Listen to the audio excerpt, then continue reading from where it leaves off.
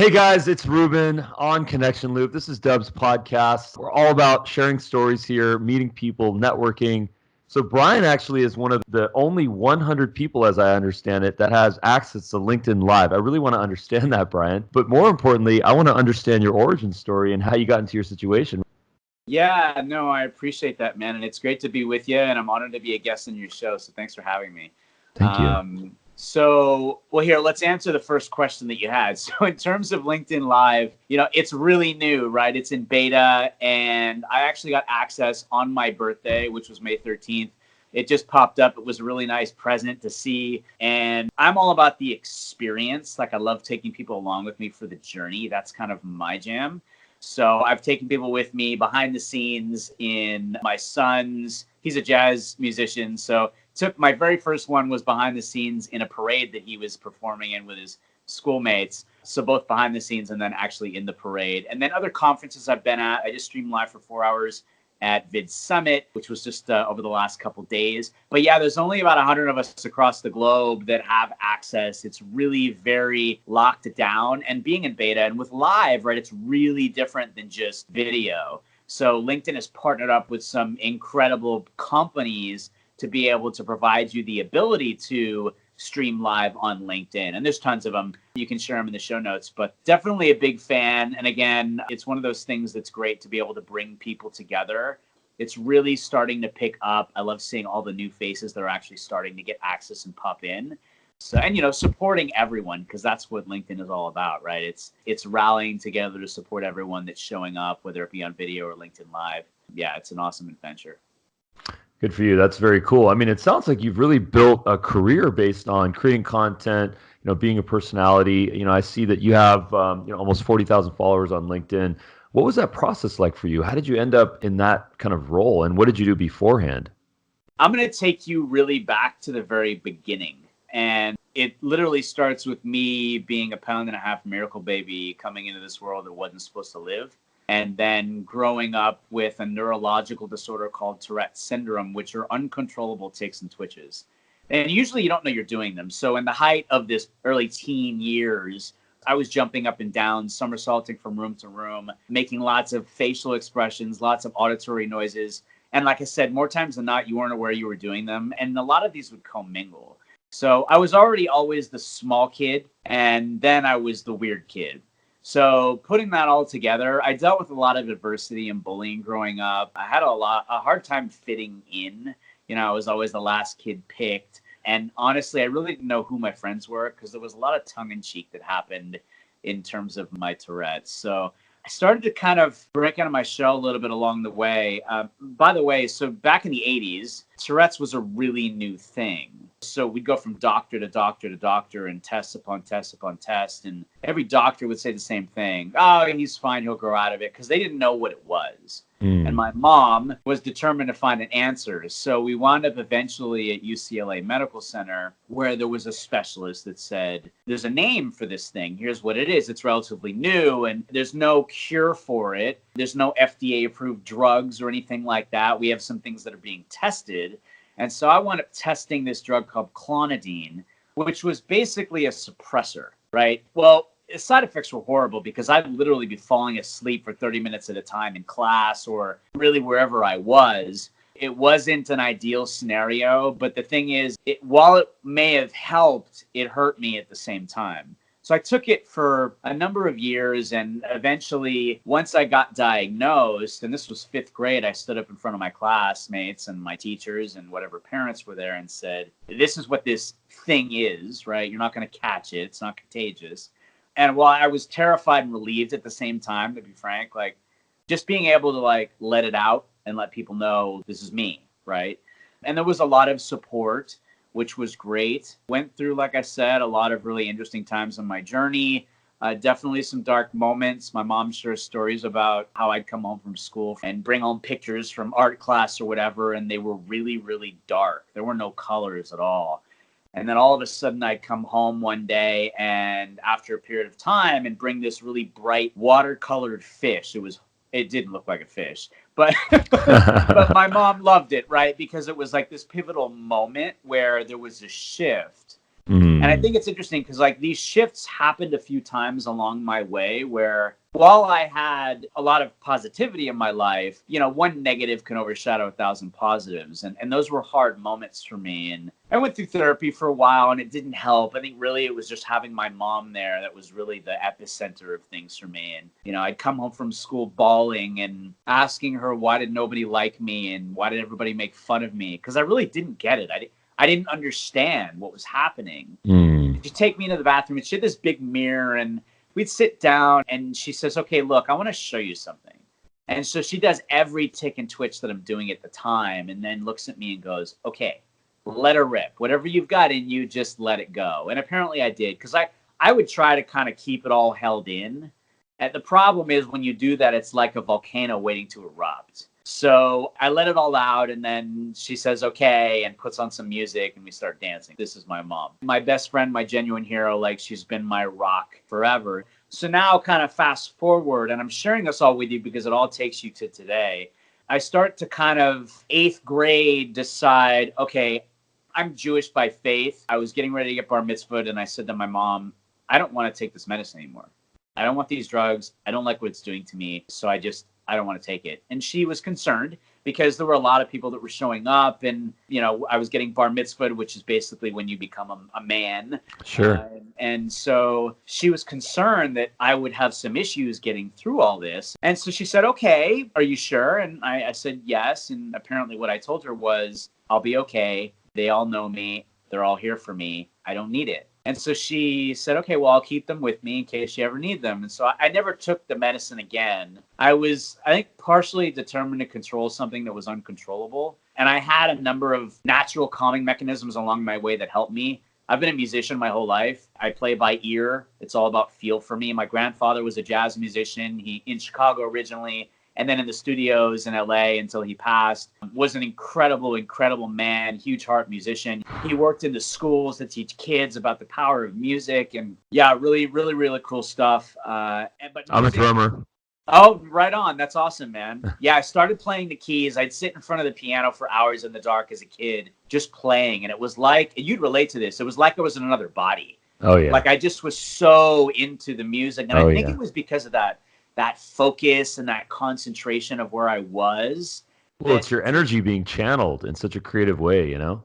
Yeah, for sure. So music has always been a really huge part of my life. And it was always, again, something that helped me. Comedy, interesting, was another part. I loved watching comedians growing up back in the 80s, Sam Kinison. And these were all physical comedians. Oh, yeah. I didn't think about this until later in life, right? Like, early on, Jim Carrey, Gallagher, Robin Williams, Eddie Murphy. Like I loved watching the Three Stooges. Yeah.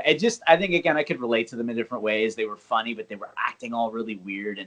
And dancing was another one. My mom always said, "I'm going to teach you how to dance, and you're going to love me for it because all the girls are going to love you."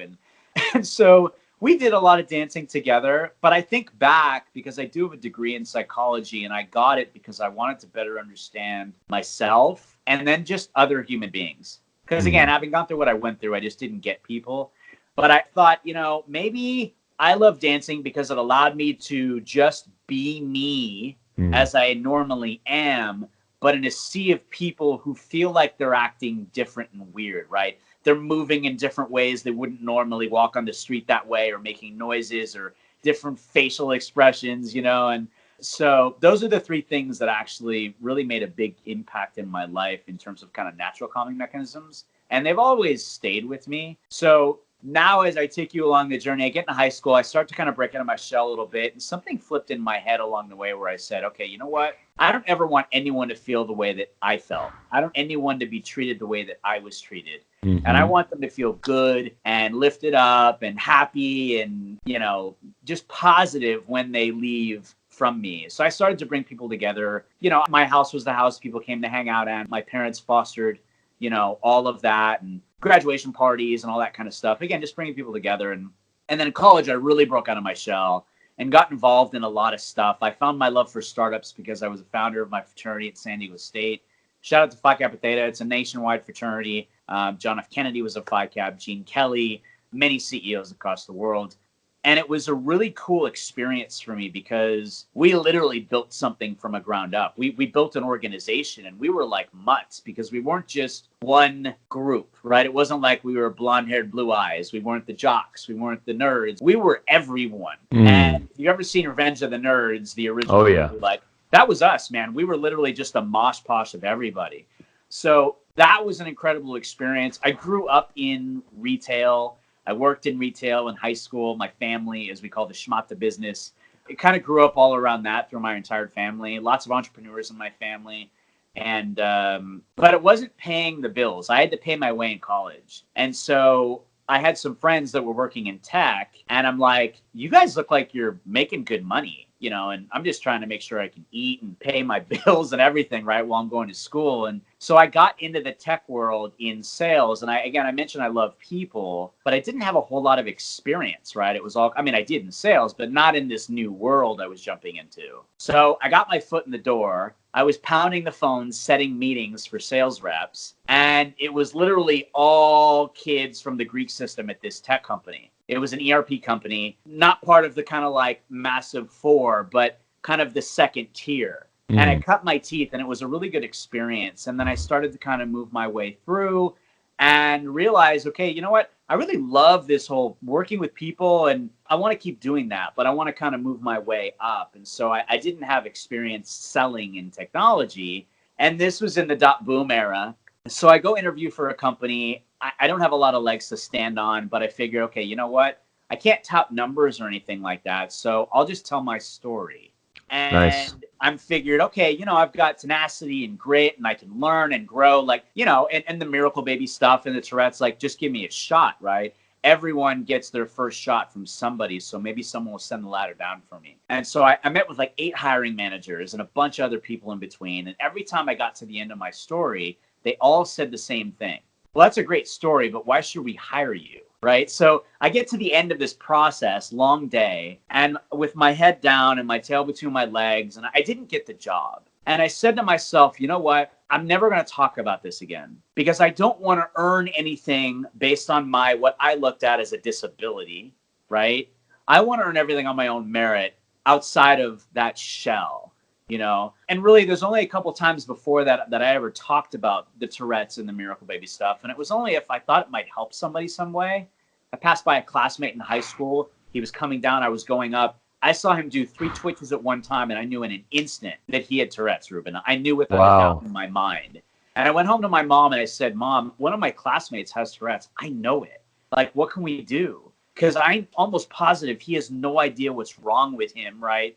Or that there's something happening. He knows there's something weird, and his parents must be freaking out. And so we went through a process and eventually got them to UCLA, where I got diagnosed and was able to help, right? And I thought, wow, what an incredible gift I was given to be able to help someone else with what I didn't know in the beginning and then found out and so forth. So anyway, back to where I was in this kind of world of business, I never talked about it again. And I'd start to go. I got into industries really early, the web analytics industry, when it was literally counters in the bottom of a web page, log files back then.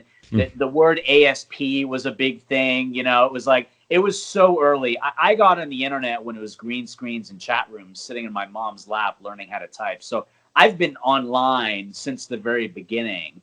And in the early days of these industries, whether it be e-commerce, web analytics, pricing, just this whole interesting and fascinating world, web optimization. And so having done that, there was a lot of evangelizing that I would do because people didn't not only understand what the technology was, they didn't even hear about any of this stuff before because it wasn't like Gartner and Forrester were talking about it yet. It was so early, right? But I'd go through that transition with those companies and, you know, many cases was a part of a number of exits, companies going public, companies falling down. So I've been through literally everything, the highs and the lows of the last 20 years, building and growing startups, whether that be selling directly or building and growing teams, being a part of those executive teams. And it's been an incredible experience, right? So now along that journey, and even while I was still in college, I found LinkedIn because I've been on LinkedIn every day come December for 16 years. LinkedIn was a year old when I joined. There were 1 million people on the platform already at that time. And I had seen what was happening with Facebook and with MySpace, how MySpace was basically morphing, Facebook was morphing MySpace. And MySpace basically fell by the wayside, right? Until they tried to revive it with Justin Timberlake and some others that got involved. So, but I figured, you know what? This LinkedIn thing is really different. There's nobody doing what they're doing. And 1 million people in just a year, there's legs to this. So I said, I've got to be all in. I just had this intuition. I've got to be all in, and I don't think it's going to go away. The thing is, back then, it was just a digital resume and a place to look for a job. Right. Right. So you didn't really know, there was no way to communicate. There was no way to engage. You could hit this connect button and you could put a resume on there and you could search for companies to kind of look for a job. But that was it. As I was talking about this journey in my life and I found LinkedIn, it wasn't about business for me. My mission, my why in life is to inspire one person a day. And I looked at LinkedIn going, this is the place that I need to do this. I didn't get on any of the other platforms. I went all in right here. I was on Facebook, but that was for family and friends and reconnecting and such.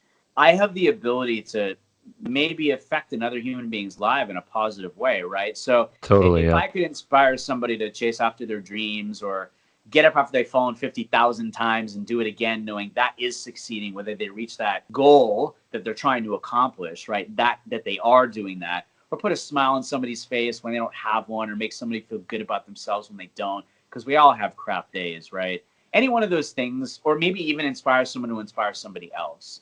Just one of those things for one person a day, I've accomplished my mission as a human being to make the world a better place. And yes, I'm involved in lots of things. I'm on boards. I advise startups and founders. I speak around all over the globe. I've co-founded companies, but this is a part of my heart. It's like being a daddy, right? Like I have a 19-year-old who's the first year in college, and I have a son who's a junior in high school, and, and my amazing wife. Like, family is everything to me.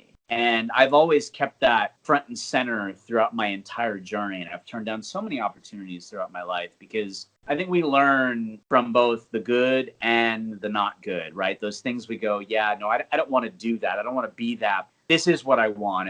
And I looked at my mom and said, I want to be in my mom and dad form. Like, I want to be there. I don't want to miss a thing. And I think we have reminders along the way of our journey, too, in life. It's interesting. I had a boss early on in my career in the web analytics industry, and I had sat down in his office, and he was the best of the best at what we did. Like, I wanted to be him. I looked up to him and said, wow, take me under your wing, Obi-Wan. Like, I want to learn everything I can from you.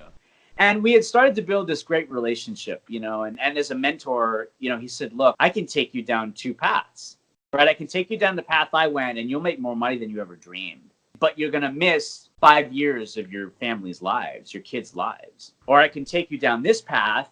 And he knew me well enough to know where I was going to go. But like every great mentor, you put it out there and you support, and your decisions, it's all your decisions. He said, but you can go down this way, and you'll make great money. You'll be able to take care and support your family because I know that's so important to you, but you won't miss anything. And I did. I went down that path. And he still took me under his wing, and I learned so much and continued to grow. And as throughout my whole journey, just grew. But that was something that, again, it put another reminder in my head along the way. And I've turned down so many opportunities because I didn't want to miss anything. And it's interesting, Ruben, because I got really, really good along the way at what I did, but I didn't want to be away from my family, or at least not for extended periods of time. So I would get to the point where I could close business of hundreds of thousands of dollars of deals over the phone without actually meeting in person, because I got really good about this, right? Like, I may not be able to see you, but we could hear each other. And I cared about people as human beings. It wasn't about, yes, I'm going to help make you money or save you time. But it was more how can I help you personally? Like, I want to help get you to your family earlier home, or I want to help you get to the next point in life, or maybe I can introduce you to somebody, or maybe I can help you some way, right? And it was really meaningful to me. And that's why I loved what I did, because it wasn't about sales. It was just, how can I help this person, But so just a quick question on the blue pill and the red pill. When you chose the path of work-life balance, or however you want to describe it, what was the distinction at that point? Was it to dive deep into, startups and, do the 14-hour days, or was it to become a personality and become an educator, speaker, someone with more balance? What was that distinction? Yeah, that's a really good question. Again, with LinkedIn, it was about inspiration for me. I wasn't thinking about building a brand. I wasn't thinking about, speaking. I mean, I was already speaking in the industries that I lived in, right? I wasn't thinking about it in any other way outside of this is business stuff, right? But family was always front and center. And I put my heart into everything. I love startups for all that they are. I love the grind. I love the people. I love the lows because I'm that guy in a company in a startup world where things are just wild, wild west and bananas when things are at a really low point. And I go, we can do this. I've been through some of this. I know we can do this. We've got the right people. We've got the right products, the solutions, the mix. And it's all about the people because without the people, you have nothing. That was fun for me through all the hard, right? It was fun for me and through all of it. But again, LinkedIn was peppered throughout this entire journey. And I wasn't looking at it as I want to build this brand. I need to show. It was I'm going to share quote. And then video happened, right? And I'd share knowledge industry because that kept me present. And I kept building and growing my network, which was all industry related that I was in. And just how can I help these people, right? So I'll share information. They can come to me to help get that to them. And I'm sharing quotes. And I mean, honestly, Ruben, like the quotes alone, if all I did was just show up and just shared quotes, I'd close so much business from just that because I was inspiring people and I was lifting people up in ways I didn't understand. And they'd reach out and go, wow, hey, Brian, we've been connected for a while. This was a head of legal at a 3-letter retail-oriented product company that everyone knows. And he says, hey, we've been connected for a while, but I just wanted to let you know, I love these quotes you're putting out. I do a lot of that too. If you're ever in my neck of the woods, let me know. I'd love to take you to lunch. It was totally out of the blue, right? And a lot of that would happen globally. And again, I'd close a lot of business just because I was showing up. It wasn't about business. That's the thing I think people don't understand is if you show up and be human and care about others and help others and lift people up, everything else happens on its own. So that transitions us to LinkedIn Video. And LinkedIn Video is just 2 years old. In alpha, June of 2017, it launched. And I saw it pop up on my phone and I'm like, you're out of your ever-loving mind. There's no way I'm popping up. I'm going to do this because I've never done that before. It was all brand new. You'd never put a video on the internet of yourself or? No. And I had never taken my phone and take video of myself. I was always on the other side shooting my kids. Or when I was a kid, I did growing up in LA. I did do some modeling. I was on TV for a little bit, but I wasn't controlling that. Like it was out of my hands. This was I get it. all me, right? So the first thing I thought in my mind when I saw it was, what if my Tourette's come out? Like what kind of video is that going to be? Because I was still thinking, Ruben, I'm the weird kid and I'm disabled or different. And I don't want to be different. I don't want to shine a light on this. I didn't look at it as a superpower. I just said, no. And so 5 months it took me to muster up the courage and take the leap. But here's why. So when video launched, there was a hashtag that kind of launched at the same time called Let's Get Honest. And it was Manu Goswami, also known as Swish, Authentic Alex in London, Michaela Alexis, and some other folks that had kind of jumped in to do this. And that's how we all started on video, all of us pioneers back then, these hashtag campaigns.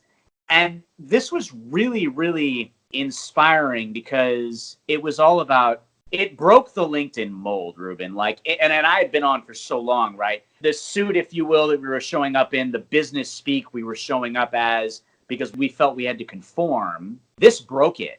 I don't want to say kids, but I'm like 20 years older than most of these folks. And I was so inspired, not only because it was a younger generation, but because of what they were sharing. They were talking about fears and failures and speech impediments, agoraphobia, rape. I mean, stuff you were just going, oh my God, they're pouring out their hearts in a place that you would never have expected this to happen.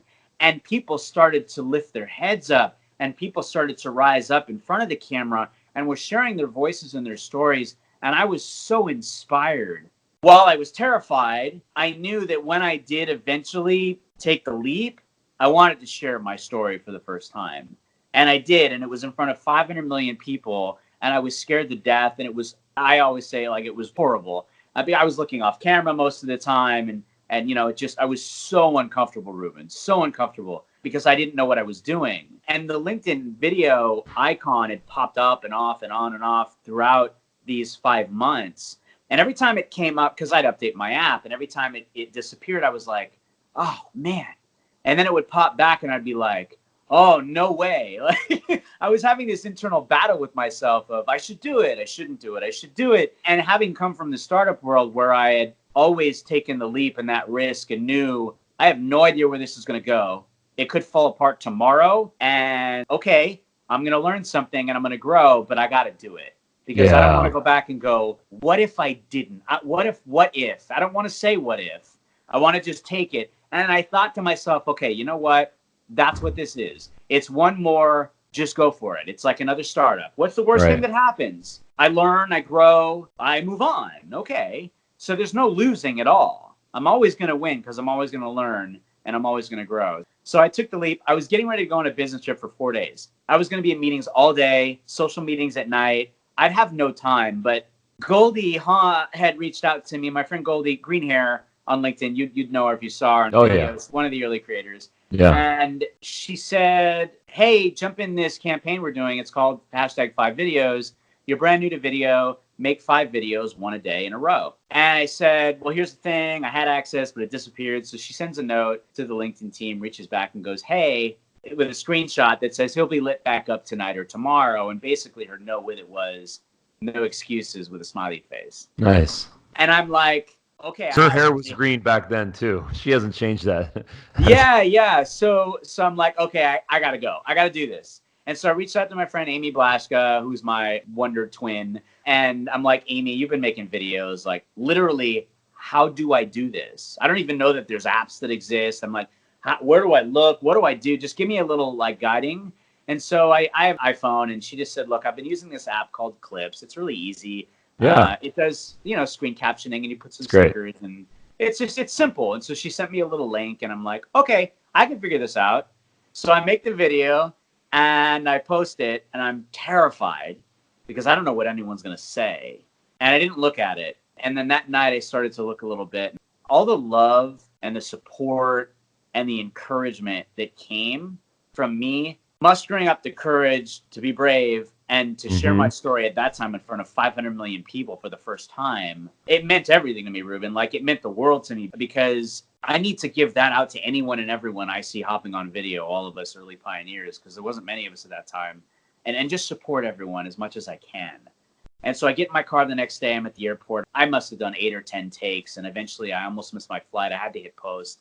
And then I made the next 2 from my room in my hotel at like 1 a.m. I changed my clothes because I thought, I don't want people to know I'm making the video on the same night. This is how in my head I was.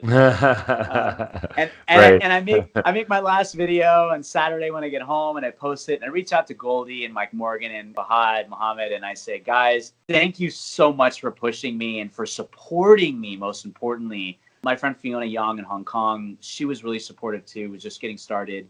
And it was the start of my journey. Now, fast forward, there were all these hashtag campaigns going on, and we'd call each other out or whatever. And that got me going. Because again, I was really, really uncomfortable. And you could tell if you go back and watch, because I've chronologued my journey. I have an article on LinkedIn that's called This is LinkedIn Video. And it broke because it wasn't meant to house all the links, but it takes you through the early part of my journey. And you can feel it. You can kind of feel the angst and all that. And I got to a point where I said, oh my God, what am I going to do when these hashtag campaigns stop? Oh, yeah. And I started to look at all my peers and go, I don't have Goldie's green hair. I don't have Toph in Australia's accent. I don't have Kurt's beard. I'm like, what's my thing? I don't know who I am. I'm like, who am I, right? And I didn't want to stop because I gotten this, while I'm really uncomfortable, getting comfortable being uncomfortable, I didn't want to lose the momentum because I was afraid if I stopped, I wouldn't start again. And I had this weird epiphany. I said, all I have to do is show up the same way I've been showing up on LinkedIn for the last, 14 years, just on video. I just need to be the me that is me on video. And I had to figure out how to do that, because staring at myself on the screen or staring at the dot was just so weird for me, right? So I started to kind of do that, and slowly but surely realized, okay, this is just it. I love bringing people together. I love inspiring people. I love being positive. I use my hands a lot. I just got to do that. And then I started my own hashtag campaign and got people involved. And I was one of the very first collaborators, bring people together in a video. It was New Year's Eve. And I'm sitting here going, you know what? This would be really cool if I could get a bunch of us fellow creators together. By the way, we didn't know each other. We knew each other from video, but none of us really talked to each other at all. And I bet that word creator wasn't really popularized back then. It was probably not. Yeah, not at all. We were just people hopping on video, like making videos, right? Video personalities. That's probably what y'all called each other. Yeah, right, exactly. It's like, hey, you want to make a video together or whatever? Right. And so I sent a DM to a bunch of creators and just said, I know this is crazy, and I know New Year's is right here, but I thought it would be really cool if I got a bunch of us together and just say, Happy New Year, LinkedIn fam, right? And the word LinkedIn fam, you see all over LinkedIn globally. Sunny Tanana and I joke because one of us created it and can't figure out who it was. And that's not really the important part. It's what it means to us. Like LinkedIn fam, we really are a family. Globally, everybody on LinkedIn, we are a family. And as I shared, I jump in front of a train tracks for anybody because of this incredible bond and relationships that are built. I mean, it really is family. I found a family I never knew I had when I got on video. I found a voice I never knew I had when I got on video, and it changed my life. LinkedIn's changed my life so many times along my journey, but video really made such an incredible impact on my heart because of all the people. And so we made the video, and I had to put it all together. And again, Ruben, never done any of this before. So I literally spent thousands of hours over the last 2 years learning all this tech because I didn't know it. I didn't get it. And as I did, this is where I really lost the I'm really uncomfortable part. And it was through the process of production. Like I fell in love with adding music and putting it together and the people. And I started having fun, and I wasn't thinking about, oh my God, how long is this taking me? I was just lost in the process, right? And that's the best part, is because it's all about the journey. It's not the end goal. It's going through that. And so this morphing happened, right? And I'd wind up at different events. I mean, I'm a LinkedIn Local host, founder of LinkedIn Local, one of the co-founders of LinkedIn Local San Diego. And I remember the very first night that we kicked off, and Goldie came up from LA to support me, and some other friends from LinkedIn that were in the area. And it was amazing. And I was going through a really rough time at that time. And that night changed everything for me, because we were streaming on Facebook for like hours, and we had the best time. It was so much fun. And so anyway, this journey of video, I remember my first 50, and I made a video about LinkedIn video. What do you love about LinkedIn video? And I got 50 creators together in a multi-part series to share that. And I get to my 100th video, and I still have this sitting in a file of like 50 different creators of what does LinkedIn fam mean to you? Because I wanted to create a series around what it really means to all of us, because it's really special. And I thought, well, I'll kick that off on my 100th video. I wasn't inspired. And that's the thing, right, is I've never made a video unless I've been inspired by something or someone. Otherwise, it's not genuine, authentic in me. And so I'm sitting there going, well, I'd saved images, like of front screens from the video. And, and I have all the copy and all the videos and whatnot. And I just started to kind of put them together. And I'm like, it'd be really cool, because this journey has never been about anybody else. It was about me getting comfortable, getting uncomfortable, comfortable being uncomfortable one more time in my life, doing something brand new. And I wanted to look back. And so I downloaded some app, and I put all the frames of 100 videos into an image. And I started to take moments, because I had kept track of my journey along the way of how did I feel this time. Goldie said, you'll start to feel a little bit less uncomfortable around 20 videos. And that was blowing my mind, because I'm like, oh my God, I got to make 20 videos. Well, it's like what they say about doing stand-up, forget about your first 100. Right. Get out there on a stage. Those don't count. That's just to get the kinks out and just to get the fear out. Yeah. It's so true. It's so true. And I'm not a stand-up guy at all. I've done it one time in my life, but that's what I've heard. No, that's amazing, right? And I remember that moment too. I was behind the scenes in a parade, a different one my son was doing, and there's horses and all sorts of crazy stuff. And I remember thanking everyone, and I'm thinking to myself, I feel a little bit less uncomfortable. So back to the 100, I'm just putting all this together in the journey. I'm putting some things on the screen, and I literally start crying as I'm making this thing. And I'm like, it was really emotional for me, because I just kind of thought of it as, okay, well, every day is day one. I'll just keep going, and I'm in my head all along the way. Like, if I kept all the outtakes that I had made, Ruben, I've had footage for 5 years, literally.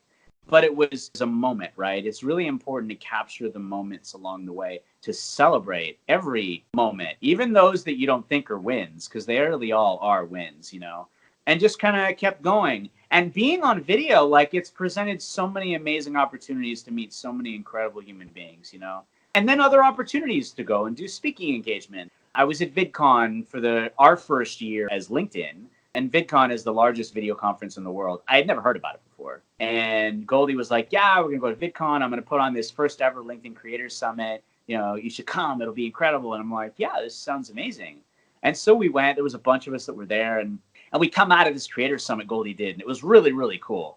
Just so many people from LinkedIn that were there. And by the way, everyone else that were there, it was YouTube and, other platforms, right, where people are typically showing up and you're known that these are video platforms. LinkedIn video was new to everybody that was there. They're like, what are you talking about? LinkedIn's resume or something, right? And so it was cool to talk to people about that. But we walk out, myself and Q, Quentin Ellams, and my friend Chantel Sumis was coming towards us, a fellow creator. And she's like, hey, you guys need to go next door. There's this thing going on. You got to go tell your story. And I'm like, well, what's going on? She's like, Viacom is a pop-up, and it's called Generation Change.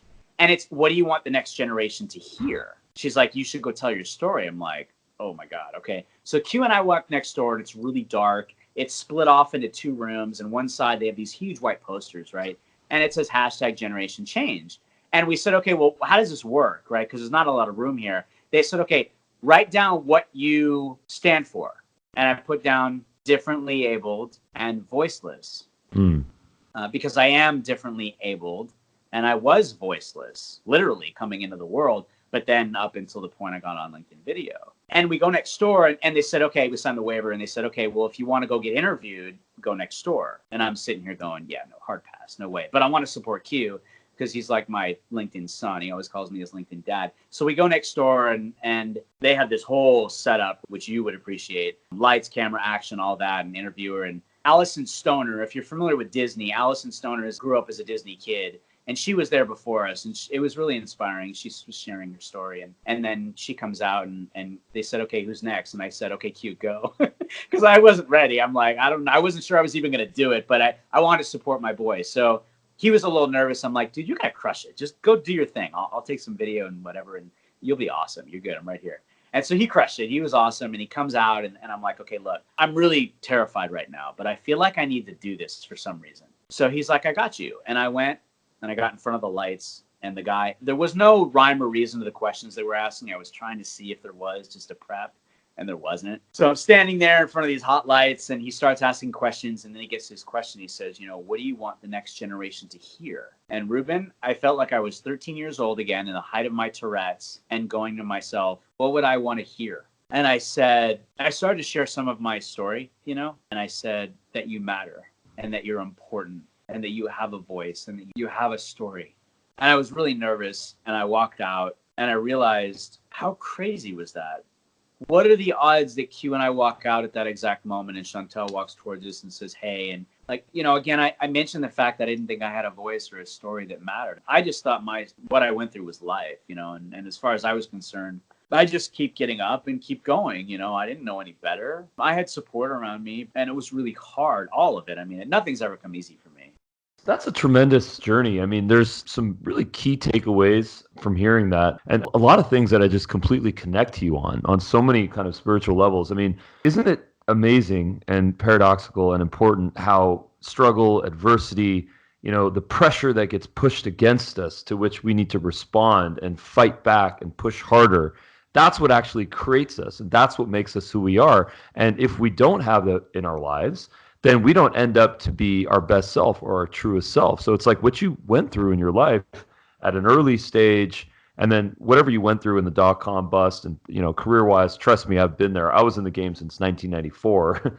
So I know all about that. I was part of dot-com bust and that whole jazz. It was fun and crazy. But if it weren't for all of those experiences, I would not be in this chair right now. I don't know where I'd be, maybe not alive, but it was because of that kind of created who I am and allowed me to say, hey, you know what? I've got a voice. I've got something to tell. And I think that one of the most important things that I really connect to you on is that a lot of this ultimately, with your why, it comes down to compassion, empathy. It really comes down to wanting to empower people to get to a better place, to jump to that next level, to overcome fears, to overcome adversity, and to find their voice. There was one thing that you mentioned that was kind of cool for me to hear. It's because, there's this idea that to be a creator, to be a personality, to be an individual, you have to have something that's different, or you have to look a certain way, the green hair and the this and the that. And what's interesting about that is that every time that someone comes to the scene and says, I've got something to say and I'm going to say it in my own way, that becomes the new norm. It used to be a guy in a suit or, a woman well dressed. Now it's people that are out in the go and that are, documenting their life and just being honest and brutally honest and authentic. So that whole story, it really comes down to one single word, which is confidence. When you finally get your confidence and you say, you know what, my story is relevant. There's an audience out there. It's just about doing it and doing what you did, which is to be on LinkedIn every day for 16 years. That's tremendous. So I applaud you. I applaud you for that. No, thank you, man. And taking the leap, right? I think that's the biggest thing. I mean, having the confidence to take the leap, or more, I should say, having the bravery and courage to take the leap. That's the part that matters, because once you do that, a lot of people will say, what's the big deal? It's just video, right? And it's not. It's like any first in your life. It's the time you asked your partner to marry you. You weren't sure if he or she was going to say yes or no. Or, it was that time you went to start your company and you were terrified of, was this going to work? Am I going to flop? What are people going to think? Am I going to go broke? Or whatever. It's any first in life. And when you take that step and you take the leap and know that, okay, to your point, Ruben, right? It's when we look back, right? We look back and go, I realized in my journey, especially after telling my story and sort of 500 million people on LinkedIn and all the podcasts and global radio shows and interviews and other shows and articles that I've been asked to be a part of, to share the same story. It's really funny because I've always said, early part, I was like, I literally just told this story to this person. You can listen to this podcast or go watch this show or whatever. And they're like, yeah, but you're not understanding. I said, okay, explain it to me, please, because I feel like I'm just repeating myself. And aren't people going to get sick of that? They're like, well, think about it like this. When a movie comes out, there's a road show. They all go on different shows and radio shows and all that stuff. And they all basically sharing the same thing. But it's not the same audience watching the same thing or listening to the same show at the same time. I said, okay, I get that. They said, so you sharing your story and using your voice and bringing people along that journey, do it as much as you can, because it's always going to be a different audience. And hey, you know what? Some of those people, they're going to love you so much they want to hear it over and over and over again, and they're going to come along with you. And you said something else that's really important, Ruben. It doesn't matter what you look like. It doesn't matter what you sound like. I was just sharing with someone this morning, a CEO at a company, and I said, look, I want you to understand something. You don't have to be me to show up, meaning you don't have to have gone through what I've gone through in my life to have a story. I said, you have a story. You are the human being that you are today in life because of what you've been through in your life.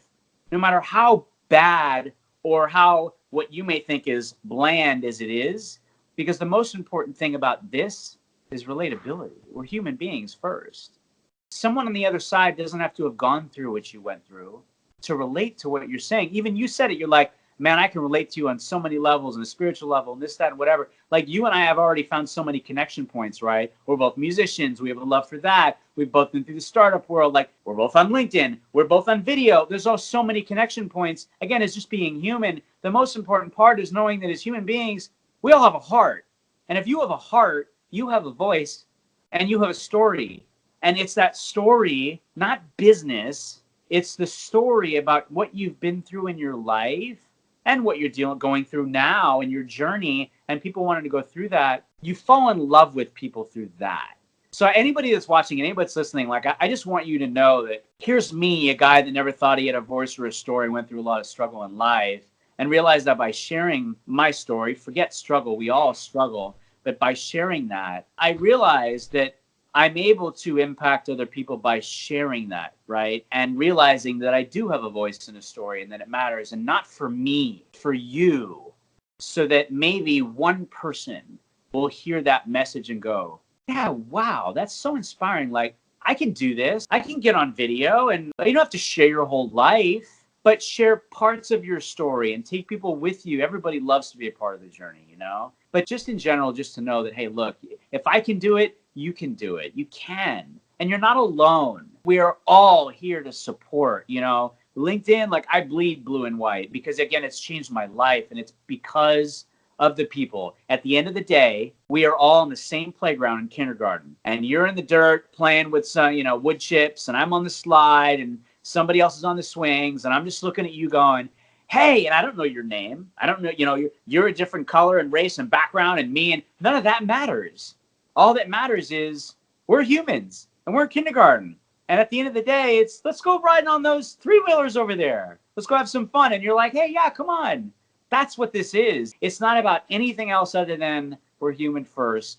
And let's be there together and let's support one another and let's lift each other up. And if you do that and care about the fact that it is a community, I'm telling you, we're going to look back years from now, Ruben, and go, look at what we all did together. Like, we're the most underpaid employees for a company we don't work for that's created the most amazing culture ever. Yeah. Right? It's funny. That's funny. It's amazing. I always try to remind people of this. Actually, just this morning, I was talking to Darius, our chief revenue officer, and he was telling me a story that there's a subscriber to Dub that actually, I think yesterday, wanted to cancel on their subscription.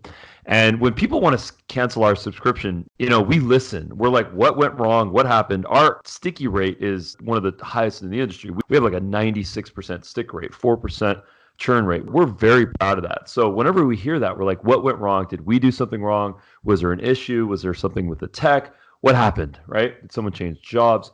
So what we had realized and learned based on a short conversation was that this person was taking one video that they recorded, an evergreen video, and then they were broadcasting that to C-levels to try to pitch them on some tech services, right? So, here this guy is thinking that he can kind of, quote unquote, game the system, record this one video, and then in a very sort of, I don't want to call it lazy, but just not pulling full heart into it and then trying to get results.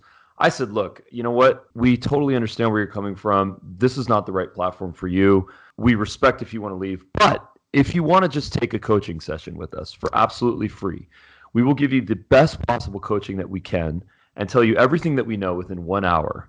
Would you be open-minded to that? Would you just listen? And the topic of that session is all about the personalization. It's all about not thinking about scale. It's not thinking about the million people out there that you want to convert. This idea of total addressable market that venture capitalists have popularized so much. That's not what it's about in the early days, especially, or even if you're an enterprise company. It's about changing the life of one person, because that one person speaks to another person that speaks to another 2 and another 4 and another 8. And as you start to get that compounded interest and growth and demand for whatever it is you're doing, I guarantee you it's going to be faster growing. It's going to be more sticky. Retention rate's going to be higher. Acquisition costs going to be lower than anything that you can do in a scaled situation, because it simply lacks the human connection. It lacks the human personalization component, the one-to-one. So what we always say is when you go live, when you record a video, when you put an asset out there, have one person in mind and actually go through the discipline and effort of sharing that link with them and saying, I actually created this for you.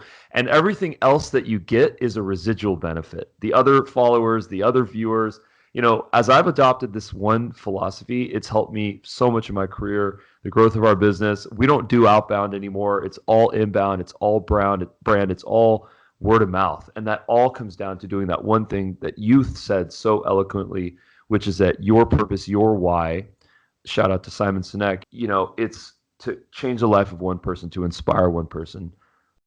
That's awesome. And it becomes a ripple effect, to your point. It Yes. becomes a ripple effect, right? And I think everyone, right, from a founder to founder, we can relate to wanting to change the world, right? Okay, yes, but it happens one person at a time. Like, it literally happens one person at a time because of exactly what you just described. So a year ago, I left the company that I was at, that I helped build and grow for about 4 years at that time. And I had been helping Fortune executives over the years teach them how to show up on LinkedIn. This was pre-video too. And it didn't have anything with me being in the forefront. I just hated people seeing them step on their own swords, because with LinkedIn, it's the best kept secret on the planet when it comes to business, because you are one click away from having a conversation literally with anyone that you ever want to do business with, from the founder to the funder to the chairman to the janitor and everybody in between. However, at the same time, you are one click away from killing any opportunity to be able to work with anybody. Because if you don't know how to connect with them, Right. salespeople are the worst offenders. And I say that with love, because I've been in sales my entire life. You're driven, it's the next quarter, the next numbers, the next deal close, the next acquisition, the next merger. Like, no matter where you are in an organization, it's the next, right? And if you focus on human first, and the fact that, yes, people have to fall in love with you before they're going to listen to what you have to say. And yes, people do business with people they like, know, and trust. I wouldn't just walk up to you in a room and go, here, sign this contract. And you're like, I'm sorry, who the hell are you? How about we start with, hi, I'm Ruben. What's your name? Right? Building digital relationships is really hard for people to understand, especially on LinkedIn. And it's partially LinkedIn's fault because they glare the connect button in your face and people don't know what message gets sent, which says, I'd like you to add you to my network. Well, that's not personal, but there's a way to create a personal invite to send to anyone you connect with, right? And there's a way to show up and engage with people and be human. And there's a way to get on video and just be you and not sell. Ruben, I've made almost 500 videos on LinkedIn in the last 2 years. I can count on one hand the number of times I've ever talked about business. And what I want people to understand, this is really important, especially for LinkedIn, right? We've talked about the importance of being human, not talk about business, all that, right? Business showing up should be 10% of what you talk about. But I had this weird thing. It was Miguel Forbes, the chairman of Forbes, had showed up on LinkedIn, and we got together and did a collaboration. Goldie sparked it. It was great. It was like one LinkedIn video tip. And LinkedIn actually shut his account down because they didn't know if it was him. He was getting such an influx of I want to be on 30 under 30, 40 under 40, all that stuff, right? And he got verified on Instagram, but LinkedIn wouldn't verify him. And he's like, I'm out. And he came back and he did a post and he's like, I left because of all this happening. And I realized that I needed to come back, and it's because of creators like, and I was one of those people that he named. And I sat there going, I don't get it. I'm just showing up and having fun with other people and bringing people together. And it brought me back to remembering it's just about showing up and being human. And because no matter what, if you remember that LinkedIn, Facebook, any company ever created, it's all about the people. It's all about the community. It's all about the culture. It's just bringing people together.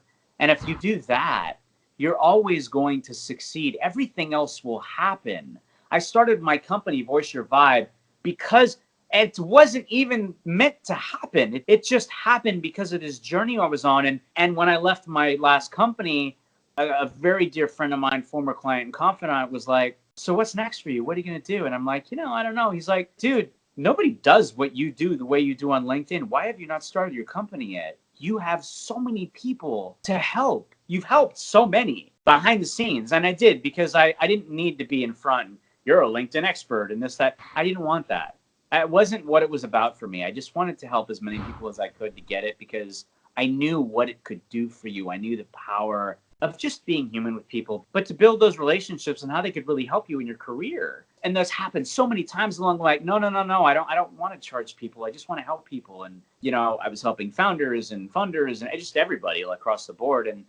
And then it was this inflection point. And I truly believe everything happens for a reason. If it's meant to be, it'll be. And timing is everything. And this moment, we're sitting in his office and he's like, tell me why you shouldn't do this right now. I'm like, oh, I've done all this other stuff while I've been with companies just because it helped fill my heart. I was able to help a lot more than just the people here, and be able to do other things. But he's like, well, okay, but now you can put your whole heart into this. What's stopping you? You're not afraid because, maybe you are, but you're not afraid because you look at all these things you've been through. Like, you were afraid then, but you jumped. Just jump. Do it one more time. Just go. And I bought some domains and I went home, filed my LLC, and I called a friend of mine and I said, hey, I'm my friend Lila Smith. She's a creator on LinkedIn, very dear friend of my heart. And I said, hey, I'm starting a company. She's like, oh my God, seriously? You're starting your company? Can you come fly to Dallas? I want to throw you a launch party. Oh, wow. That's what I said. I'm like, wait, what? You want to throw me a launch party? I said, the only parties I've ever had is my mom throwing me these really awesome birthday parties when I was a kid. I'm like, that's it. I'm like, she's like, can you get to Dallas? I said, Lila, I literally just filed my LLC. I have my kind of overlay, if you will, and because I figured I'd wind up creating companies underneath, and such. And I said, I don't have anything. She's like, do you have you? I said, yeah. She's like, well, that's all you need. And Lila actually helped me come up with Voice Your Vibe. And it was just through conversation like we're having. And she was just poking a little bit like, okay, you always say you had no voice coming into this world. And you're always saying your vibe attracts your tribe. And, and we're just talking through it. And she had already kind of had it in her head. And she's like, voice your vibe. And I said, oh my God, that's literally my life story. I had no voice. I found my voice. I voiced my vibe. I found my tribe so many times along the way, right? Especially when it came to video, my LinkedIn fam. And that was it. And I fly to Dallas. I'm sick as a dog, Ruben. I tried to sleep it off and I couldn't get it out of my system. And I'm like, I have to go. Like, I need to go. And this was the first time Lila and I met face to face in person. This is a trend on LinkedIn, right? We build these amazing relationships. We get on video chats, whatever, and we finally meet in person. It's like hugging for days, and she picks me up at the airport, and it was this huge hug. And she's like, all right, let's get you some soup, some food, make you feel better. And I slept, and we went around Dallas, and it was so much fun. Got a bunch of friends together. And before the night of the launch party, I needed to take a nap. I was so drawn. And a friend of mine sends me a note and says, hey, can we get together and chat? So here's the quick backstory. My friend Mary Alice on the East Coast introduces me to this new friend, Denise. And she's like, hey, you guys would totally hit it off. Like, you both kind of come from dealing with diversity growing up. And I thought you just would really connect. And I wanted to introduce you guys. She happens to be a writer and just very creative and whatever. And I'm like, yeah, I would love to. And she pings me and says, hey, can we chat? I'm like, well, I'm in Dallas. I'm in Dallas for my launch party that my friend is throwing me, but I have time. So yeah, if you don't mind me sniffling or sneezing the whole time, I'd love to chat. And so we got on the phone and we talked for like an hour and a half, Ruben. It was just the most incredible conversation. Towards the end, she goes, so, hey, look, I'm writing this piece and I'd love to just ask you some questions if you wouldn't mind. And I'm like, yeah, I'm not even thinking about it. I'm like, yeah, sure, whatever you want, however I can help. And we get to the end, and it's this great article around the disabilities in the workplace and leadership and all that kind of stuff. And I'm like, yeah, I would love to help you. And so towards the end, she goes, how would you like me to represent you, whatever. I'm like, founder and CEO of Voice Your Vibe. I didn't think about it. It was just, that was it. So we're at the launch party. I'm sitting at the table with some other founders, and all of a sudden I get a text. And I didn't have Denise's number on my phone yet. All I see is an article. It's a Forbes article. I'm like, okay, somebody's sending me something they want me to read. And I click on it, and I see Denise's picture, and I see Forbes, and I'm starting to read it, and I get down, and there's this entire section of our conversation. Oh. I became a Forbes featured entrepreneur the night of my launch party, and I'm sitting here going, what's happening right now? And the power of just Mary Alice saying, hey, you got to meet Denise. You guys would have so much in common, right?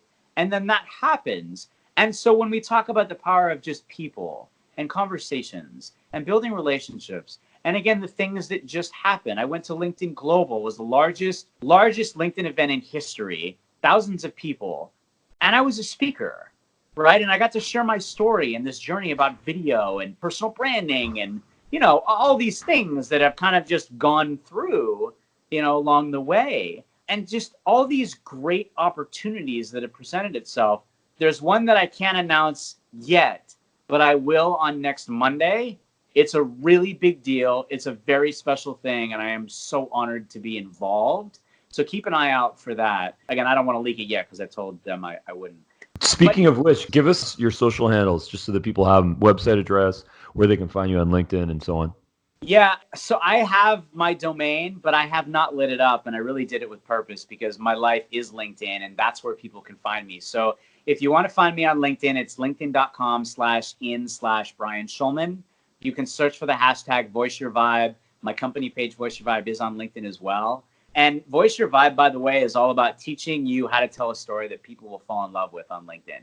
I work with teams, brands, executives, and those people within the teams, because I can tell you right now that there are two things that brands have always been challenged with, right? Every great brand that we know and love, it's not because we buy their products because of how much they cost. It makes us feel a certain way. And I feel that heart feel and the true story really gets lost, especially companies that grow and they're much bigger than where they started. And it's just a different push, if you will, going forward. And they really need to get back to that. They need to get back to the heart of the why of their story. And it's not about, I want to be $1 billion brand and I want to change the entire world. It's the story behind, why do you want to change the world, right? There's a reason why you started your company, Ruben. It's like, we all have those stories, right? That's the heart. That's the meat. That's what really grabs you, right? And that story should never die. It's the why of why you started. It's the why of why you truly keep going. And so I love working with leaders and helping them understand that and the power of empowering their people that they have voices and they are the biggest ambassadors and the most underutilized ambassadors on behalf of any brand, right? And how they can show up, and as a natural byproduct, they're associated to the brand, right? You go to LinkedIn, I go to your profile, forget that you're the founder and CEO. I see Dub. You don't have to necessarily talk about Dub for me to know you're associated to it, because the reality is when you show up on video and you're sharing your story about, you know, how you had a broken home or how you broke your leg when you were 7 and yet you kept going because you wanted to be a baseball player, you know, whatever it is. Again, we all have a story to share. You're going to go and say, wow, what amazing video. I need to go and check Ruben out. Oh, Ruben's the founder and CEO of Dub. What does Dub do? Bam. You know, so there's always that natural association. And if each person were to show up knowing that they each have their own voice, their own vibe, and their own tribe, showing up as Dub and sharing your videos, I may think Ruben because I know Ruben. But if I don't know Ruben, I'm not going to sit there and associate a human being or a group of human beings to that. However, if Ruben is showing up on video on his channel on LinkedIn, I see you, I hear you, I feel the vibe you're giving off to me, and I know you're associated to Dub. You don't even have to talk about that because I can check it out, right? So every one of the employees in a company, even if it's engineers who are really timid to do something like that, right? They all have their own voice, their own vibe, their own tribe. And that is so much more powerful than the brand itself showing up and doing your standard typical years of advertising on video. That's not what people want to see on LinkedIn. They want to see you. They want to hear your voice and feel your vibe, and they'll know you're a part of that. And yeah, you can even show up and say, oh, I love Dub. I'm an engineer at Dub, and this is why I love it. I love the people. I love that I can create. I love being a part of something. That's powerful, right? You don't even have to talk about the product. It's that person and why and the feels, because that grabs us and says, yeah, I want to be a part of that. That makes me feel good, right? Yeah, I mean, this is such an important thing. I think it's really a paradigm shift, because this whole idea of persona-based branding and individuals actually representing companies, it changed the scene, you know, and it allowed smaller, more nimble, leaner companies to come out, have voices, have, you know, personalities, stories to tell, really, and say, listen, this is who we are. We're human beings, and by the way, we're creating something that's going to, you know, change the world. And I think that corporate America is really, they're kind of scrambling right now to catch up with this, because if you go and you look on LinkedIn as an example and you see what the ads are from large companies, maybe Fortune 500 companies, it's still the ebooks, it's still the webinars, it's still the very kind of corporate stuff that looks pristine and perfect. And I love that. And I did that stuff for, you know, 5-6 years of my life. But the stuff that gets the engagement is when you go and you put a video out and you talk about your story and your evolution. And, you know, those brutally honest moments, and sometimes it's the bloopers, and sometimes it's the not so typically, you know, corporate moments that really connect to us, you know? No, it really is, right? And I mean, even if you think about within the companies, right? Like, you have your team, you have your culture, right? You guys go out and do stuff together, right? That's you're building the bonds, right? And a lot of times that happens organically. And then you'll also try and feed that beast, right? For the good. It's that same thing. And you're so right. You know, we see it every single day. And I'm with you. Like, I've been a part of all of that through the years as well, from corporate perspective. But the reality is, and this is why I am doing what I love and why I'm doing what I do, is because, and why my company exists, is for that reason, Ruben. Because people look at LinkedIn, companies, no matter how big or how small they are, look at LinkedIn and go, I don't understand. I don't get it. I don't get how to show up. I see people showing up and I don't understand. And maybe they haven't seen it yet. So they're sitting there going, oh, it's just a resume, a place to look for a job. Or maybe they're paying attention. They're like, okay, I don't understand. Like, people are showing up and dancing on LinkedIn. I don't get it.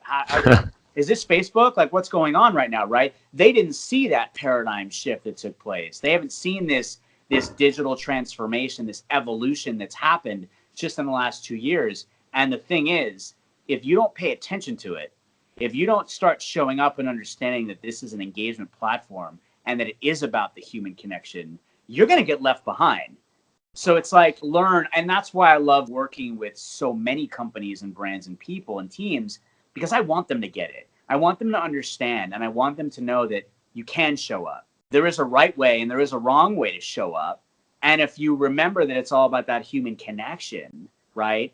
And that consistency is key. I hate talking about myself, but I think it's important to share this because consistency is key to success. I am the most consistent creator on LinkedIn. And I only say that because I have not stopped sharing every single day in some form of creation, no matter where I am in the world, multiple times a day, but every single day since I've been on the platform. And you don't have to do that. That's not the point. The point is, just like anything, when you build a brand, every great brand that you love and know, whatever headphones you're wearing, you got earpods, the others, you got some bongos behind you or a drum, like every great brand, it makes you feel a certain way, and it doesn't just happen overnight.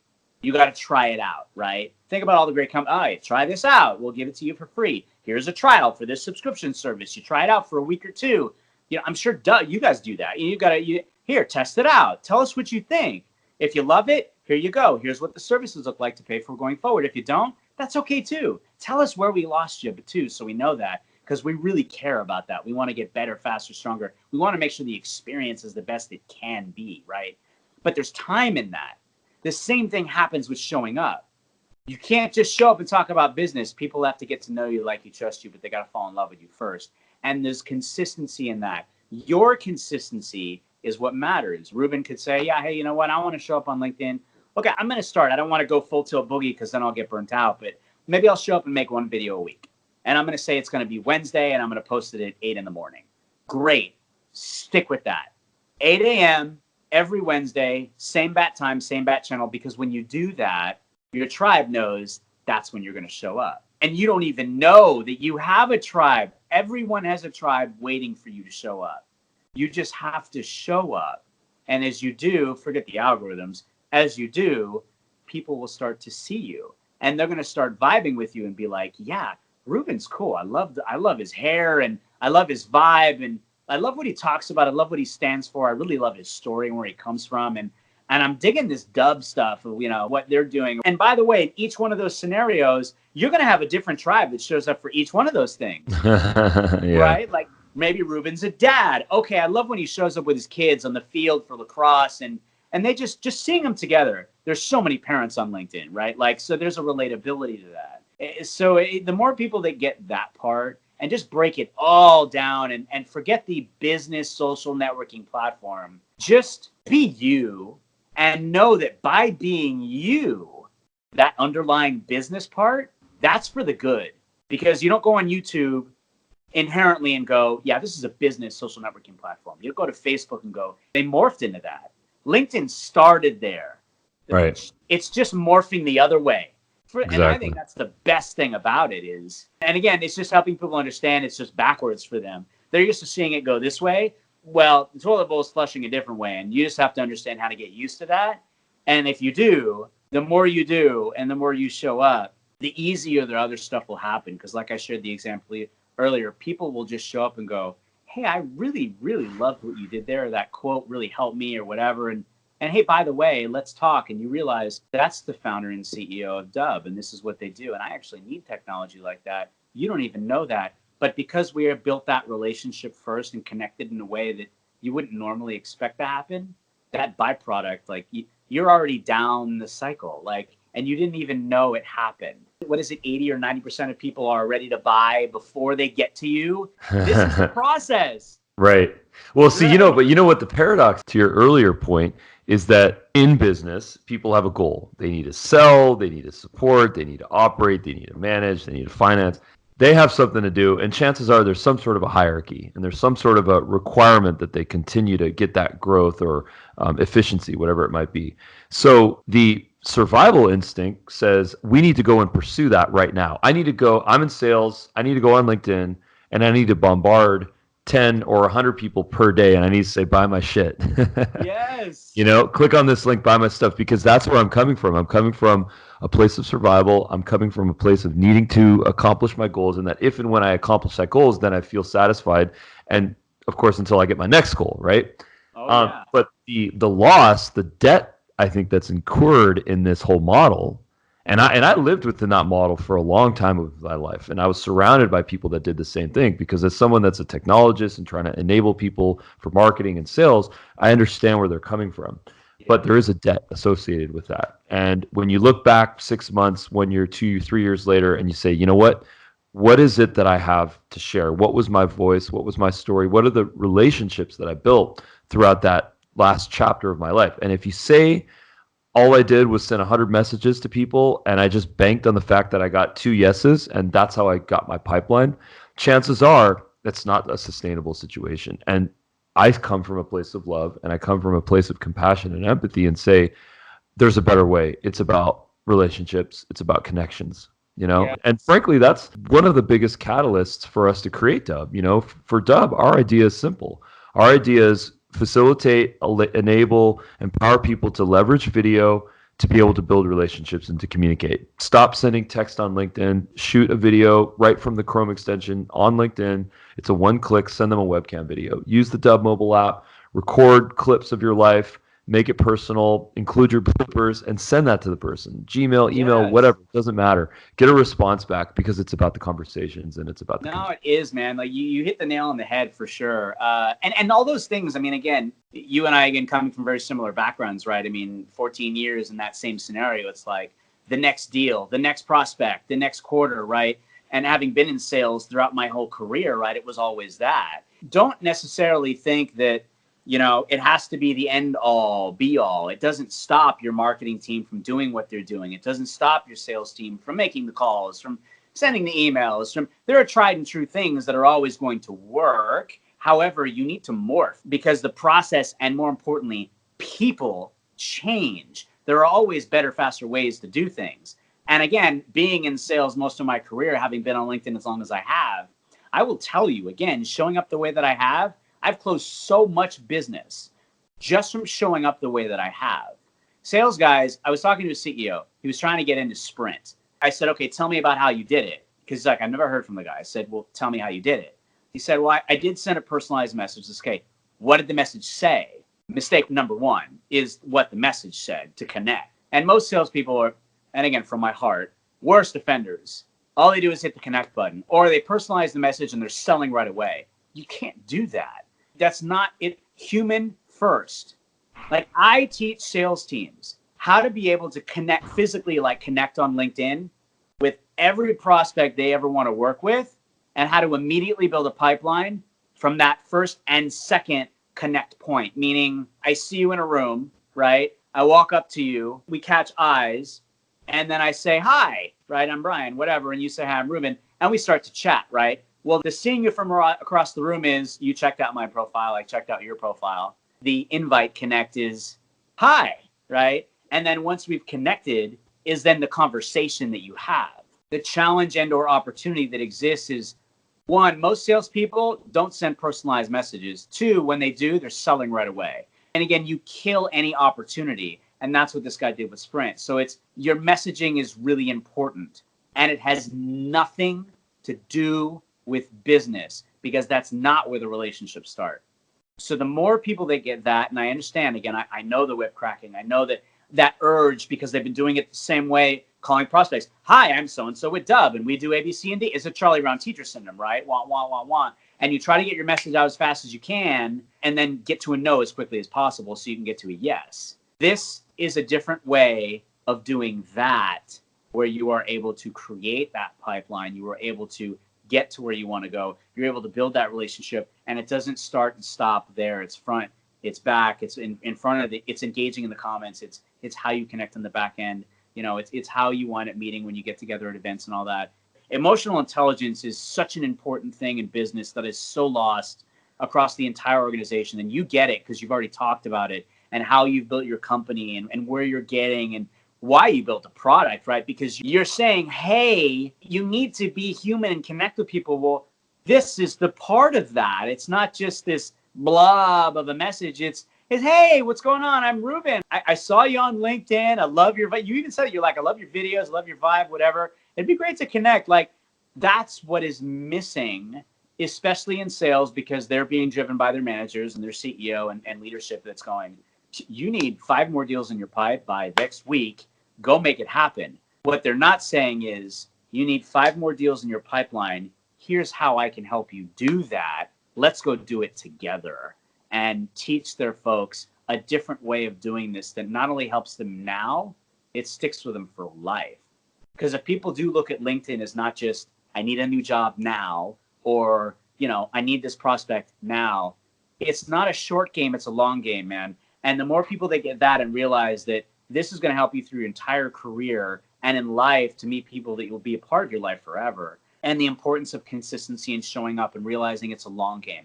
This is work. It's work. It's like anything. It's work. You have to put in the time and invest in yourself to do it. And that I think is the other part. That's the other hard part. A lot of creators have popped up, boomed, and then disappeared because they got burnt out. Or quite honestly, many times it's because you get so sucked into the love, it affects your home life. And you got to make a choice and go, that's something that's also not talked about a lot is when you get into it, you get on and you're creating and you're engaging and all that. And how do you balance life? How do you balance home life, work life, other work life, whatever's involved? There is method to the madness. And it's really important because while consistency is key, you need to understand your strategy and flow and how you're going to do that and make sure you're maintaining that healthy state of life at the same time because it can consume you. Well, I have a funny experience about that actually from yesterday. A little bit kind of embarrassing, but I was at the doctor's office with my daughter, with my wife. She just turned 1 year. Gia, she's adorable, sweetheart, and she was getting her shots, right? And I remember seeing this viral video, and it was this doctor, this kind of boisterous, really kind of whimsical doctor, and he was doing this thing to kind of distract the child from what they're about to get, which is the shot. I don't know if you've seen this video. So it was like poking around the body and this little song and this little dance to distract the child, and then of course he goes for the poke with the shot, and the child has no idea what just happened because they were so distracted, right? So I was like, I saw that video and I want to do the same thing. A, because I don't want her to feel pain, and B, because I want to record it. Yeah. So I put the phone on the wall and I'm like, all right, nurse, I got this. Wife, I got this. I'm gonna take control over here. And everyone's looking at me like, wait, what's going on? Are you the doctor now? And I said, look, I'm not going to do the poke, but what I'm going to do is I'm going to do the distraction. And I'm going to just make it so that she doesn't know what's coming, and then you just go for it. It was a total fail. It was hilariously wrong. And at some point, my wife was like, what are you doing? Can you just put that phone away and let our baby get the shots? And I was like, you know what? I guess I'm going to have to now. And the nurse is looking at me like, this is not like a private practice. This is like Kaiser. They have a model, right? This isn't some like private practice doctor that's been, doing his own stuff. So anyways, it was really funny. And then I realized, okay, you know what? Sometimes you just have to tune out, be mindful, focus on the real important things that are right in front of you, and don't click that red record button. It happens, man. I can appreciate it too. I mean, anyone that's, a creator of any kind, and you can appreciate that. I will say to the other end of that, right? It's also to remember that the moments that happen around us, the journey that happens around us, you have the ability to capture that. Because a lot of times folks will go, well, I don't know what to talk about. Like, what do I, and that is a big one for more creators that are down the line, as well as newbies. You get burnt out and you're like, oh, God, I feel like I'm saying the same thing over and over again. I need to talk about something else. And I remind them, look, here it is. You're literally getting ready to go talk at an event on the other side of the world. Here's what you do. Capture it before you're getting ready to pack. Boom, I'm packing. I'm getting ready to go on my journey. Boom, I'm in the car. I'm getting ready to go to the airport. Here we go. I'm on the plane. You get off the plane. I'm here. I'm so excited. You get to the event. Here's the venue. You get off stage. Oh my God, that was amazing, right? And you put it all together, right? And it captures your journey. And they're just all little bites. But I think it's easy to get in our heads, right? Your example's a great one, right? It's like, oh, that was really cool. Maybe I can do that too. And people will totally appreciate it in different ways. And then, oh, epic fail. But it wasn't a fail, dude. It wasn't a fail because you had a moment and you're like, okay, this wasn't the right moment. So it was a grounding moment. Right. And it was though, like you got something from it, right? So I think no matter what, if you remember that you get something from it, and the bloopers are great. You love it. I know I do too. Like the bloopers are amazing because that makes it everybody help understand that we're all human. If you just show finished product all the time, you're not helping all those people that are just starting or even that screw up along the way to go, yeah, come on. I throw bloopers in my videos anywhere I can because I want people to see, hey, look, yeah, I may have made almost 500 videos, but I still have issues. Like I still mess up. And those are the best parts a lot of times. It's like you laugh at yourself and people laugh with you and go, oh God, yeah, hey, I can do that too. They screw up. I can screw up. It's okay. And I can share my screw ups because they're actually good and they'll help somebody else to do the same thing. You know what I think there's a big shortage of? It's this acceptance. It's this idea that when we watch videos, when we consume content for business, it's not just about the knowledge. It's not just about the information of the business. It's actually about entertainment. Yes. It's about inspiration. It's about motivation. And it's about stories of the human experience, you know? There you go. And a lot of people talk about that. They say, you know, corporate America, enterprise folks are like, no, we got to keep this really corporate. You know, I don't know if I'm going to get approved if I have the bloopers or the this or the that, you know. And I always say, look, knowledge and information about specific categories, at some point you're going to exhaust all the information. You're going to share everything that you can possibly share about it, you know, barring some fixes or updates or kind of evolutions of it. People are going to have heard and learned everything that you possibly want to say. If they can actually get through it, most of the time they'll just get bored, right? But what there is a limitless factor of is the human story, you know, entertainment, connecting to people, watching someone, you know, trip while they're trying to record on their camera on a step and then fall on their face and crack the lens and just get up and laugh about it. I've done that, you know, and it's those stories those never get old to me. You know, I mean, this is why we have viral videos on the internet, but I think there's a nuance and there's a way to do it tactfully in business. You know, I applaud you for being an evangelist of that. You know, I want to actually include you in, we have a Dub partnership program, and it's something kind of a new effort that we're doing. And I would actually love to invite you to that as one of our partners, because we have enterprise folks that come to us and say, listen, we want to sell. We've got tons of sales materials. We've got great looking offices, but we just don't know what to say and how to say it. And some people that actually do go do it, they don't know how to evangelize it to the other folks because they have their own goals. So, you know, I'd love to, we'll have to talk about that at some other point, but I'd love to include you as part of our little tribe to be a helpful resource to the companies that we're in touch with. Yeah, no, I appreciate that, man. We'll definitely talk about it in other conversations for sure. But your example is great, like the walking with the camera and stop, you know, falling and whatever. I mean, think about that video of, and anybody can relate to this that's at any company that's ever had a conference call. I'm sure you've seen the viral video on YouTube of there's like a couple of people sitting in a room, and it's the visual version of what's happening. Oh, hey, Bob. Yep. How's your day? Did you have lunch? Yep. And then, beep. Oh, it sounds like someone just joined. And then there's like, can you put yourself on mute, please? Like, but it's visually, right? It's like people walking into the room doing the actual acting out of what happens on calls. And it went bananas, right? I mean, and I think it was actually for, I don't remember if it was or not. If it wasn't, it should have been for one of these services that's a conference calling company, right? Is this you? We help fix these problems. Like, that would have been brilliant. But that's the thing, right? Again, it's just human. And if you think about all the relatable experiences, that's, again, I think that's the most lost part, is just not. And I've come from enterprise my whole career, so I get it, and I'm with you. It's, you're used to, this is the way it gets done. This is the steps that you take. This is the way that you market. You go to the conferences, you meet people, you exchange cards, you put it in your CRM.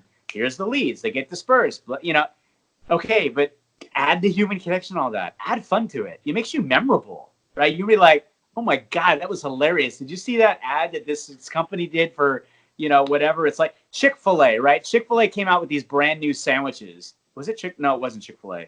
It was Popeyes. Popeyes. It went viral. Right? Popeyes. I mean, what brilliant marketing. It wasn't the initial part. They sold out of their sandwiches. It was the after part they did. And they said, they put this ad out and they're like, it was the pieces of their chicken and it says, BYOB, bring your own bun. Sorry, we sold out. Bring your own bun. Get this and bring your own bun. Like, brilliant. You know, just a brilliant way for them to kind of follow through on, oops, we fell short.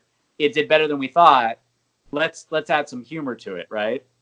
Well, I mean, that goes back to the, you know, the self-deprecation and the kind of taking opportunities of awkwardness and weirdness and, you know, whatever else, and actually flipping those around to become an asset and to become a story, because those are my favorite. Most of the times it's very creative people, which is, I think, the most important asset that we all can have right now, which is creativity. It's taking those moments in life where you're like, oh crap, and then flipping that around and then turning that into the biggest opportunity. There's this funny story that I learned in grad school where the Chinese symbol for, it was previously thought that the Chinese symbol for crisis was the same as opportunity. In fact, it's not.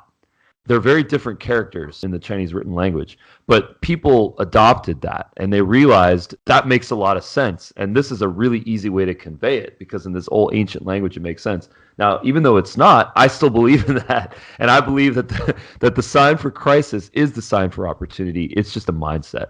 You know? So much, man. Life is 10% what happens to you and 90% how you react to it. There was always an opportunity in every challenge that exists. And if you remember that, you can always turn it for the good. And remembering that you never lose, you either win or you learn, you always learn, so you always win. So, and that's the same, you know, you talk about creativity, and I'm so with you on that. I think as we grow up, right, from childhood to adults, as kids, our eyes are starry and we're like, wow, anything is possible. I want to be the president of the United States. I want to go fly on a rocket ship. I want to write all these things. There's no box around you. And we collectively, right, foster that in kids, right? Why do we not continue to foster that throughout the whole way? We get jaded potentially along the way in that journey. And it's like, you know, we lose that childlike curiosity and creativity in us. And I don't know. I love to bring that back. I think it's so important. And I know you foster that too. I can feel it, where it's like, hey, you know what? Let's get creative. You got something weird, new, fun. Let's talk it out, right? Because that's different and it's unexpected. And those are the things that I think are great. You don't want to see the same thing over and over and over again. You want to experience something new and creative. I mentioned Chick-fil-A, right? I mean, they're another great example where they have these massive billboards, right? You see this brush paint writing. It's like two cows on each other that look like they're writing it, talking about, you know, no, you got to eat chicken, meat, you know, beef's old hat, you know, whatever. Like brilliant marketing. It makes you laugh and you remember it, right? And that's what it's about, is being memorable. So no matter what you do, no matter what job you have, what company you work for, whatever, it's at the end of the day, it's how are these companies going to remember me? And all marketing is good marketing because it makes you memorable. The key is put the human element into it, and it changes everything. So okay, so here's one for you. So, you know, we remember the Wendy's commercial, "Where's the beef?" You know, we remember the Popeye spin, you know, the Burger King, they had a really good one. I forgot what it was. You know, McDonald's has done their thing. Got Milk was a really great campaign. You know, there's been some amazing food and beverage, CPG campaigns that have changed brands. Coca-Cola has done it 100 times. Pepsi, you know, the Coke Pepsi challenge. So here's one for you. What is it going to be? Because I'm a big advocate actually of alternative meats, you know, vegan meats, because that's, I mean, you've seen some of the stock prices of Beyond Meat and Impossible going crazy. Every major kind of fast food chain is now adopting this, Fatburger, Carl's, etc. Yeah. But my thing, because I haven't seen this yet, I've seen it for oat milk, but I have not yet seen it for vegan meat. And what I'm patiently waiting for is that when one of those companies, the Beyond, the Impossible, one of those guys says, you know what, this is the campaign. And when we drop this, and the word of the day is human, right? Yeah. The word of the day is human, right? So, you know, I'm just curious as hell as to see what that campaign is going to be, because I'm just going to be sitting back and I'm going to be like, you know what? I was waiting for that to come. And no, I'm with you. You know, the animals, the cattle, and the chickens are going to be psyched. Yeah, no doubt, right? And maybe that's it, right? Maybe that's it. Literally, it's character oriented, and you've got cows and chickens, like every animal imaginable, all in this like corral, and all of a sudden it's like boom, and they're all talking to each other, going, "Well, it finally happened. What happened? We're no longer getting eaten." Like, you know, whatever. And they're trying. I mean, I'm with you, and I've seen them like all of, and they've done some commercials, and they're human oriented, right? It's like they give them Carl's does it, you know, like, give them a burger. They're like, "How does it taste? This tastes great. That's not meat. Are you kidding right now?" Like they're trying to do that. Yes. But without Paris Hilton, though. Yeah. Yeah, exactly. No, they're taking people off the street per se, right? They're like, try this. And I think that's good. I think that's important as long as it's real. It's not paid. But I'm curious to see the creativity, kind of like some of these other brands have done, of what they'll do. And I'm waiting for a funny one. Like, I'm waiting for a funny one that'll really let us go, we're going to go, now that's good, right? And you remember it, and maybe even gets you to go, yeah, I'm going to have to try that out. Because I've had it happen. Like, I love Fatburger, grew up in LA eating Fatburger, and I've, you know, the Impossible, et cetera. And I see it and I'm like, yeah, no, because I love meat. I do. I'm just like, I can't. can't do it. I'm just that thing in the back of my head going, is it really gonna taste the same? Right. But there'll be something that'll grab me, right? To your point. There'll be some advertising, some marketing, something that's like they want to flip the naysayers per se, right? They want to go, we're gonna get you. So here, right? Like maybe it's even some campaign like, we're gonna give you this burger for free. You're a naysayer? Great. Do me a favor, make a quick video saying, yeah, I love Fat Burger and this is the way I've always gone, but I'm going to give this a shot because you're telling me you're going to give it to me for free to taste that. And if I like it, I'm going to let people know that I do. And it's that whole flip the script kind of scenario. Maybe that's what it is. You know, who knows? I mean, but it'll be interesting to see nonetheless. Speaking of Fat Burger, I mean, what I love that done is actually before they had this very meat focused, very alpha, you know, if you eat tofu, you're lame. If you do yoga, you're lame. And then all of a sudden, I think they realize, well, not only is there profit in this, but there's purpose too, right? Oh yeah. And then they kind of now offer that. I think it's according to the one near where I live in Universal City. That's their most selling burger, as a matter of fact. Their most selling burger. At least that's according to what the guy told me. The Impossible, right?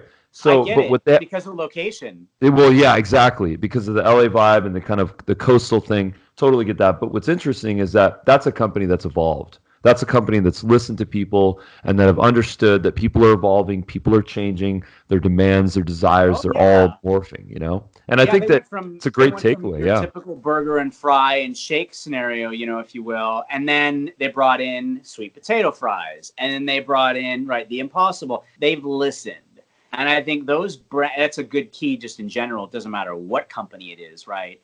If brands don't listen, and I've seen it in every industry I've been a part of, and they just stick to the old, they're going to be gone. And I've seen it happen. If you don't morph, if you don't translate and pay attention, put your listening ears on, your social listening ears too, and pay attention to what's happening in the market, especially in terms of your competitors, if they're shifting, and you see a couple of them actually doing the same thing, if you don't get in that game and shift, it's okay to flop. But if you don't become a part of it, you're going to become an old fact. You're going to become forgotten. You've got to be able to watch and pivot accordingly, because the reality is if you don't pivot as a company, because it always happens no matter how big or small, if you're a company that wants to stick around in any industry, you have to, yes, stay true to your story, but pivot in your journey, just like we're talking about in terms of the Impossible, if you will, burgers, the vegan route, right? Like we are becoming as humans much more cognizant of our intake, right? That's not to say that it hasn't always been that way. Hell, Amway's been around forever, and their whole approach of natural and all that, people weren't feeling that game for a long time, you know? And now you have all these different brands, very well-known brands that are very hard pushing the everything in here is natural and it's organic and, you know, it's branded that way versus the way we've all seen before. So it's really cool, I think, just in general, just to see the evolution of what's happening across brands, across products, across services, and how they're changing, at least the ones that want to stick around, how they're changing. Exactly.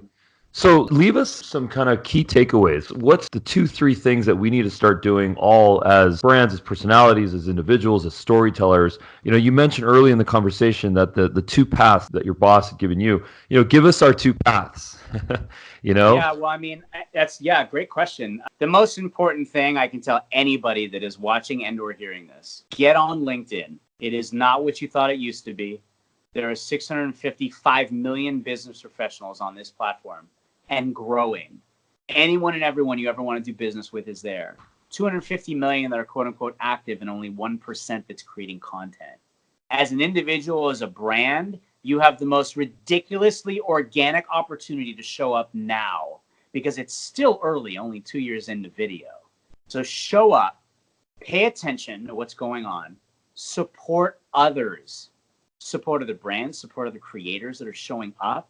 It's very easy to see who's there and who's continuing to be there. Like, you know who the pioneers are, you know the ones that are just showing up. Support anyone and everyone that you can, because it's essential from a community perspective. It's essential for you and your longevity. Love that. The most important thing is no, it's not the same. It's changed. You can show up. You can be human. You can have fun. You can bring people together. And if you talk about community, if you are about community, if you be community and rally around the people, you're going to succeed. And again, just be human, be genuine, authentic in you. It's okay if you're uncomfortable. It's okay to be vulnerable, but show up. And hey, look, if you're a brand or you're a company or you're an individual, you're an executive, whatever, and you want to figure out how to do it, I'm happy to help. My company's happy to help. And I've got a Calendly link. It's calendly.com/voiceyourvibe. You can schedule time just like we did. You can schedule time, and I'd be happy to have a free conversation together to be able to just kind of strategize a little bit, talk about where you are, what you want to do, give you some nuggets, and we can talk about how we potentially would work together. But don't leave LinkedIn in the dust. You know, you hear about TikTok and Gary Vee and lots of others talking about you've got to get on TikTok. It's not just for kids. Brands can show up. Yes, absolutely. And I do believe there's an opportunity, and I think it's something that it may exist for only a short period of time. It may be for a while. Who knows? However, again, I want to say something that I said earlier. Facebook, you knew it was a place to go and show up and find your old classmates and your family and your friends. Instagram, you know, you want to show up and take selfies of yourself everywhere so you look great. And, you know, no knock. I love Instagram. But, you know, again, you know what they're made for. LinkedIn is made as a business social networking platform. The work has been done for you for people to know that this is a place to do business. All you have to do is show up the other way first, and the rest will happen on its own. Amazing. Brian Schulman, man, I really appreciate you. This was awesome, man. Voice your vibe. Love it. No, I appreciate you, Ruben. I really do. Like, I think we talked a lot longer. I think either of us expected. Oh, awesome. yeah. Like, this I think is we great. could talk for hours more, but I actually have a call I have to jump to. So I appreciate you. I appreciate you reaching out. Thank you so much. I look forward to checking out Dub and trying it out, and I'll let you know what I think as well. And thank you thank you for the honor of being on your show and our vibe. Like, I look forward to giving you a big hug when we meet in person sometime. Hey, we're both SoCal. It'll happen soon. Yeah, for sure, man. I just didn't realize you're on that side of the hill. So next time I'm in LA, I will hit you up so we can get together and we'll grab a burger. Nice, man. There you go. Maybe a vegan one. Don't push it. Don't push it. Fair enough, man. Talk to you soon. All right. Thanks, man.